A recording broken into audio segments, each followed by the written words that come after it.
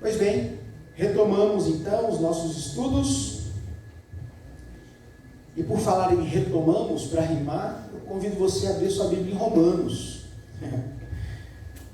Essa foi ruim, né? Romanos capítulo 9. Hoje leremos do verso 1 ao verso 5. Essa que é a introdução da quarta subdivisão da carta de Paulo aos Romanos. Paulo e a incredulidade dos judeus. Romanos capítulo 9, versos de 1 a 5.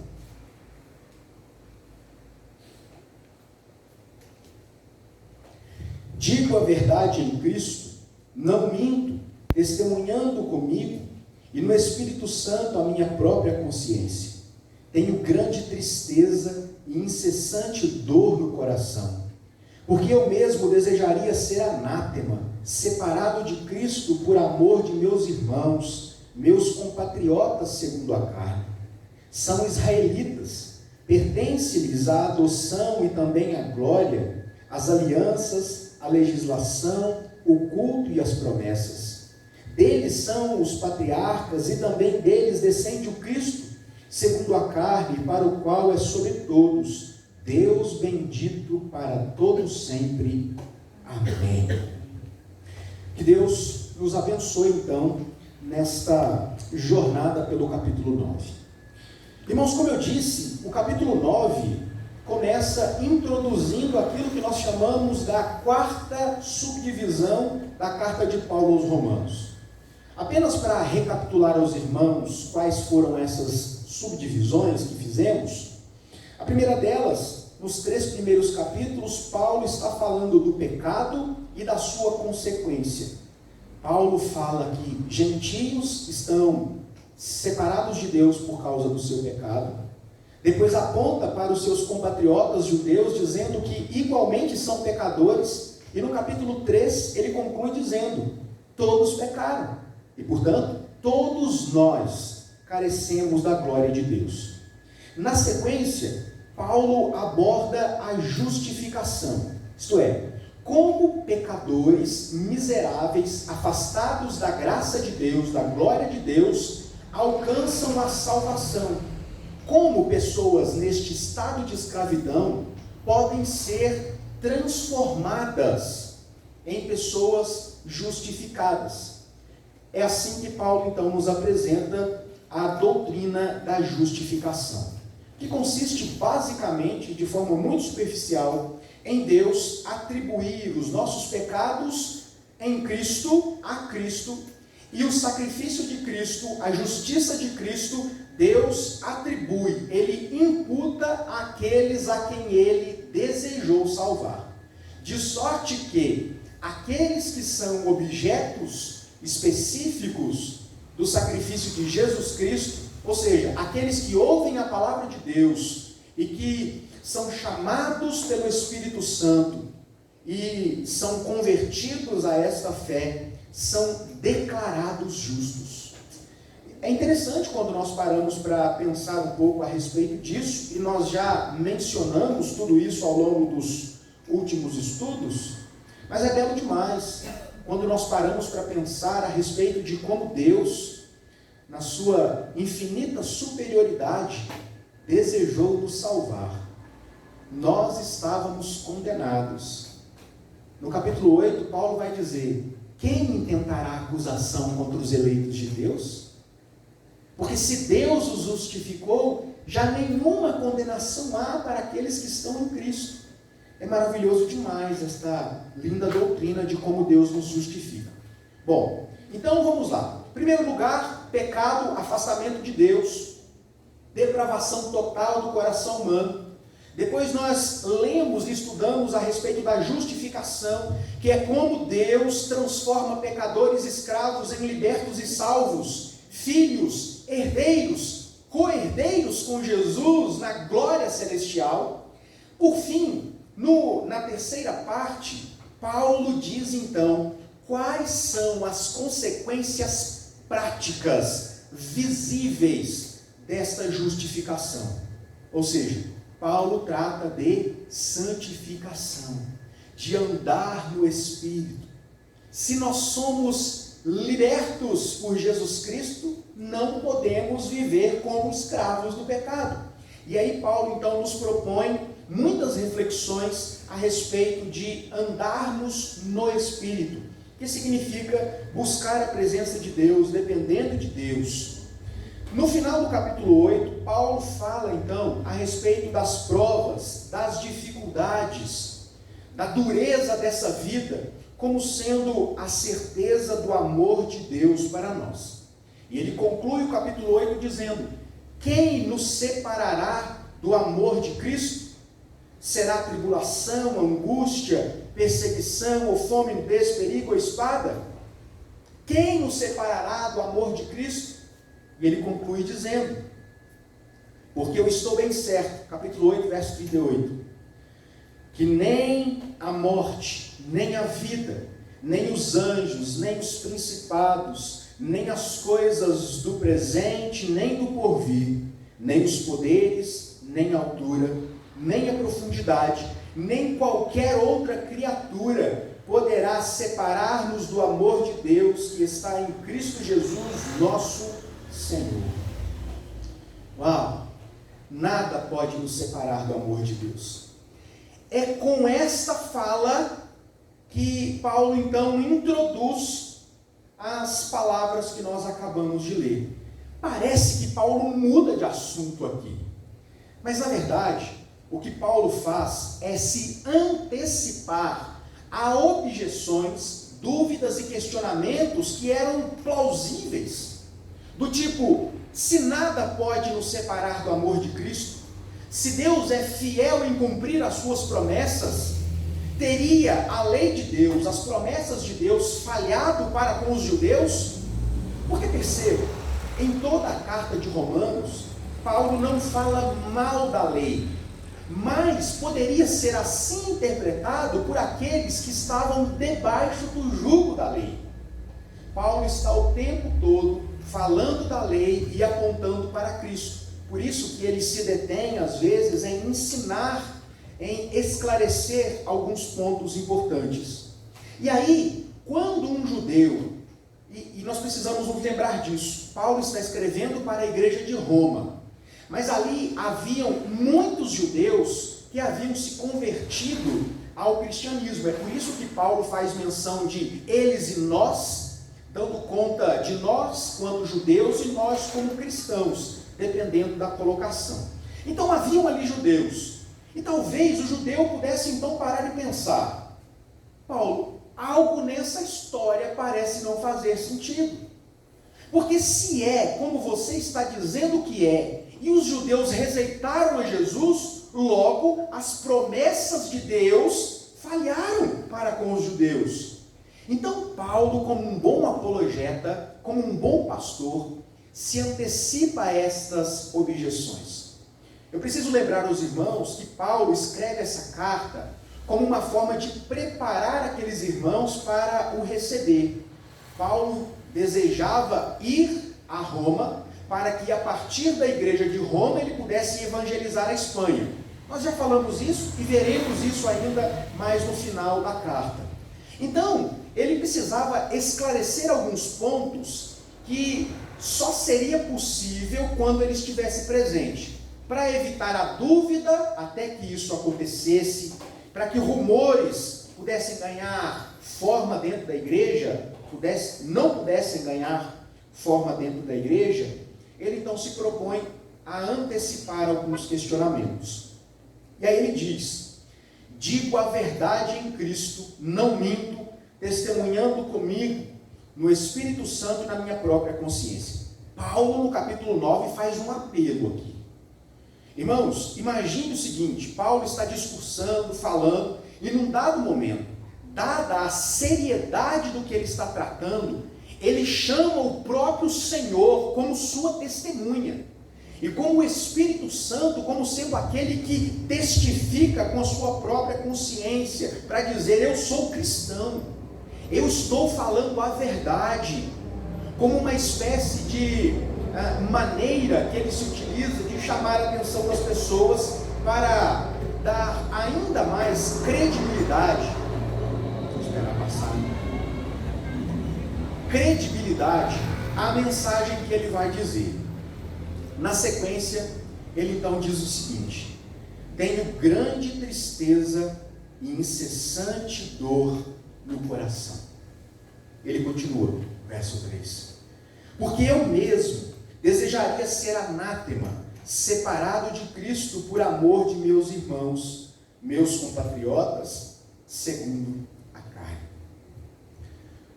Paulo então externa no seu coração a tristeza que ele sente, porque a maioria dos judeus rejeitaram Jesus, não creram em sua mensagem, eles se afastaram de Jesus, o acusaram, e Paulo era aqui um grande perseguidor da igreja e tornou-se o maior missionário desta igreja. E por estar, ou por em algum momento fazer parte dos dois lados, Paulo sentia profunda tristeza por aqueles irmãos que não reconheceram Jesus Cristo. Eles eram privilegiados, a gente vai ver isso aqui na sequência. E Paulo faz uma declaração, irmãos, que é muito forte. Paulo diz o seguinte, em linhas gerais: eu desejaria ir para o inferno no lugar deles. É isso que Paulo está dizendo. Eu desejaria ser amaldiçoado, separado de Cristo por amor dos meus irmãos. Paulo está dizendo o seguinte: a dor no meu coração, pelo meu povo ter se revoltado contra Deus, contra Jesus Cristo, é tamanha, que se fosse possível, eu daria a minha própria vida para que eles reconhecessem Jesus Cristo nosso Senhor. É por causa desta declaração profunda de amor incômodo que Paulo, no verso anterior, na verdade no penúltimo, no primeiro verso, ele diz o seguinte: ele chama o próprio Deus como sua testemunha. E talvez, ao olhar esse texto, você possa pensar: nossa, mas que atitude de Paulo! Algo nunca antes visto na história do texto sagrado. Alguém que, por amar tanto um povo, pessoas que rejeitaram a Deus, deseja dar a sua própria vida para que eles fossem salvos. Na verdade aqui, irmãos, Paulo está reverberando algo que já havia acontecido. Quer ver comigo? Abra sua Bíblia, deixa marcado aí. Abra sua Bíblia lá no livro do Êxodo. Quero chamar a atenção dos irmãos para este acontecimento. Êxodo capítulo 32, versos 30 a 35. Olha a correlação íntima das palavras de Paulo com a atitude e as palavras de Moisés. Êxodo capítulo 32, versos 30 a 35. Moisés intercede pelo povo, acompanhe aí. No dia seguinte, disse Moisés ao povo: vós cometestes grande pecado, agora, porém, subirei ao Senhor, e porventura farei propiciação pelo vosso pecado. Tornou Moisés ao Senhor e disse: ora, o povo cometeu grande pecado, fazendo para si deuses de ouro. Agora, pois, perdoa-lhe o pecado, ou senão, risca-me, peço do teu livro que escreveste. Então disse o Senhor a Moisés: riscarei no meu livro todo aquele que pecar contra mim. Vai, pois, agora e conduze o povo para onde te disse: eis que o meu anjo irá diante de ti, porém no dia da minha visitação vingarei neles o seu pecado.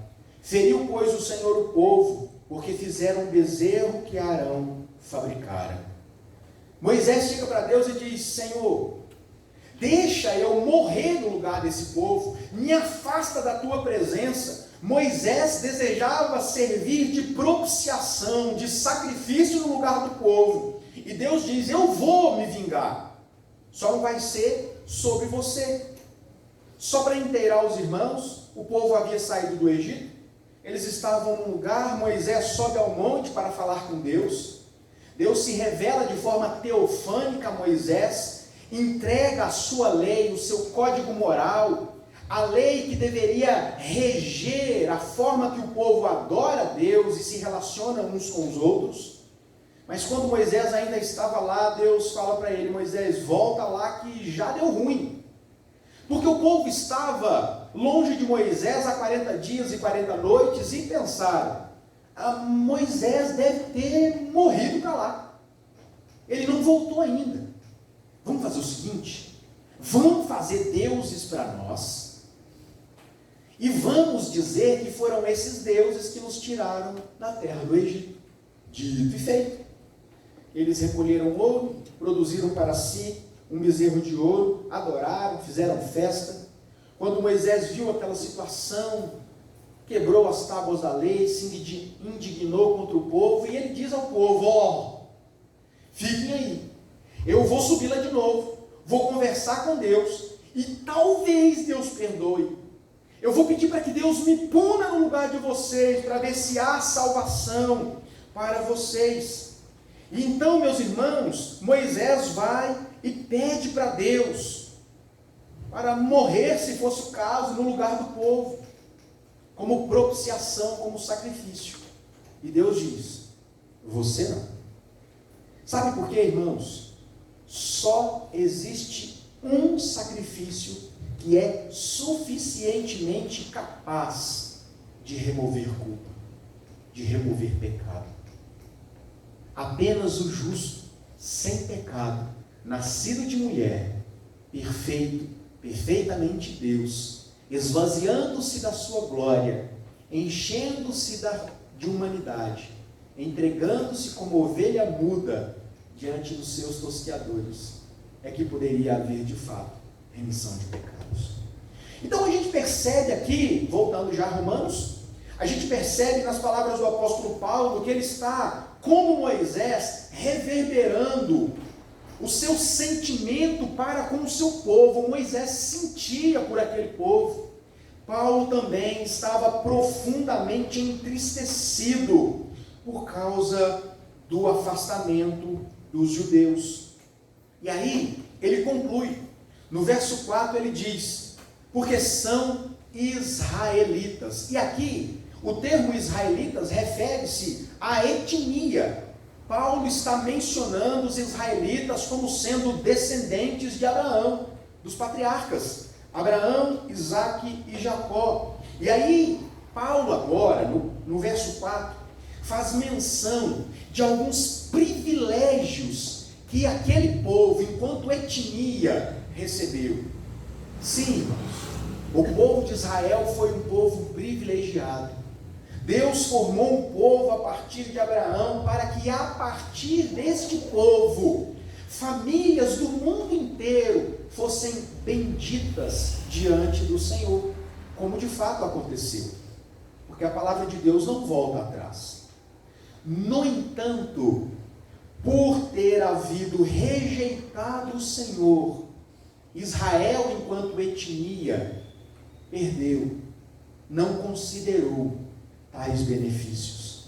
E aí ele vai dizer: eles são privilegiados, os israelitas, pertence-lhes a adoração e também a glória. Deus se revelou àquele povo de forma teofânica, se revelando, dizendo quem era, o seu caráter, o jeito que Deus se revela e se manifesta ao seu povo, a glória de Deus, as alianças de Deus. E é engraçado, meus irmãos, eu não diria engraçado, mas é interessante como esta teologia da aliança é algo tão profundo, importante na história de Israel.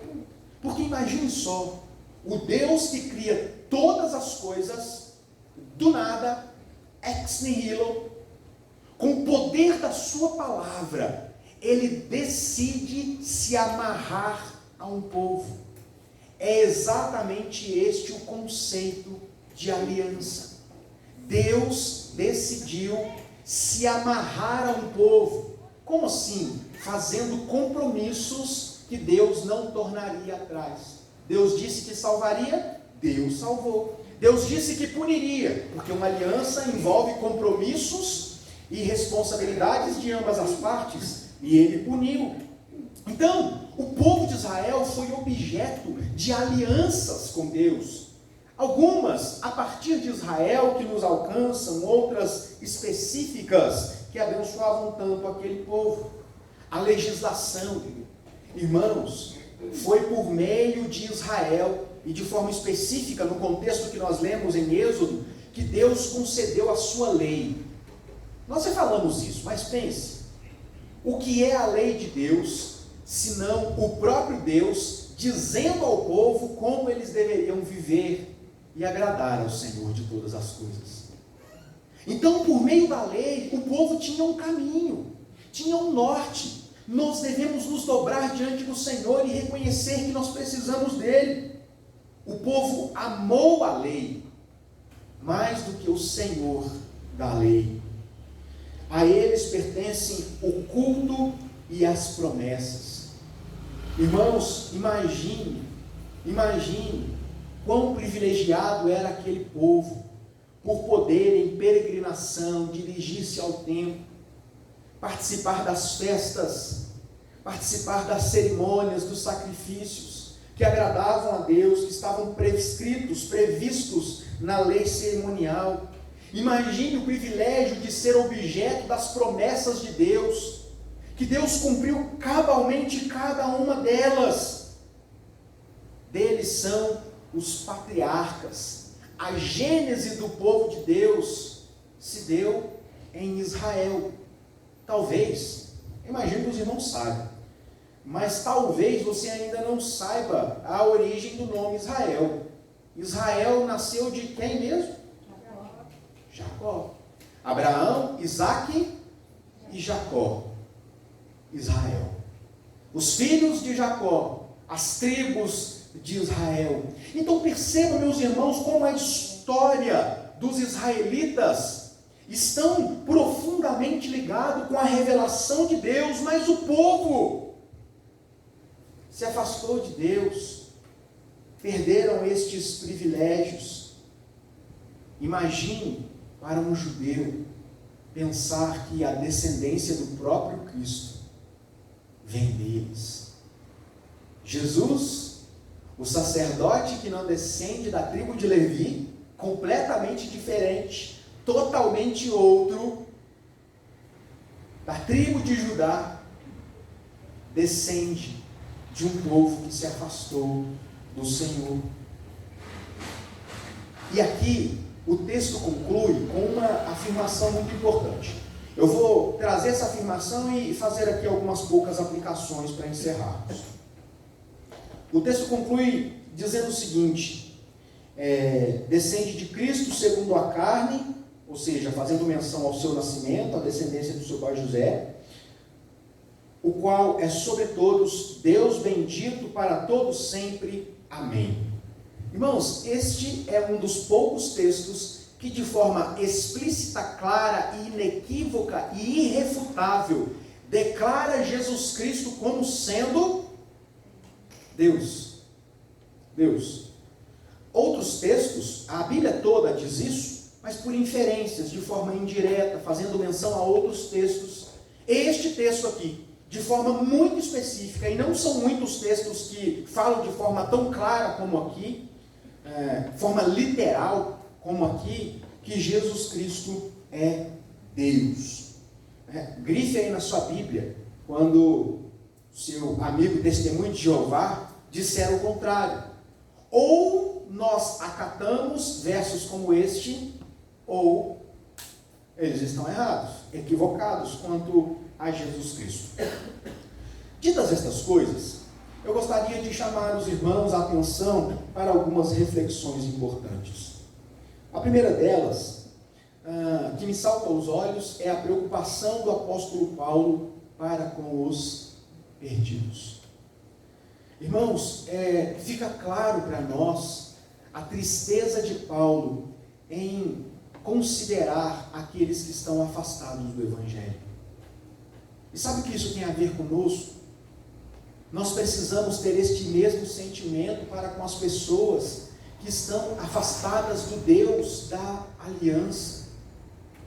E às vezes eu fico imaginando que a gente, pensando, refletindo, que a gente parece se preocupar muito mais com quem já foi alcançado do que quem deveria ser alcançado. Parece que nós nos voltamos tanto para dentro, quanto a Bíblia está nos chamando para olhar para fora. Paulo está nos trazendo a ideia de tristeza pelos perdidos e urgência na pregação. Paulo nos fala também a respeito de sacrifício, para que as pessoas conheçam a Jesus Cristo. Ele está dizendo, olha, se fosse possível, se tivesse jeito, eu me entregaria no lugar de vocês. Deus não requer isso de nós. Não, você não precisa morrer por ninguém. Não é isso que Deus requer da sua igreja. Deus está pedindo que a gente pregue o Evangelho. Pregue o Evangelho. Mas você já parou para pensar que enquanto Paulo estava disposto a morrer, Moisés estava disposto a ser propiciação no lugar do povo, nós temos falhado na missão de pregar o Evangelho?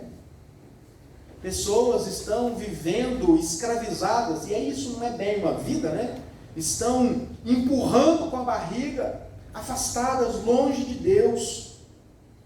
Por isso, irmãos, eu gostaria de encerrar nessa noite, considerando estes ensinamentos de Paulo e a preocupação do apóstolo para com os seus compatriotas que estavam afastados de Deus, chamando cada um de nós à nossa responsabilidade.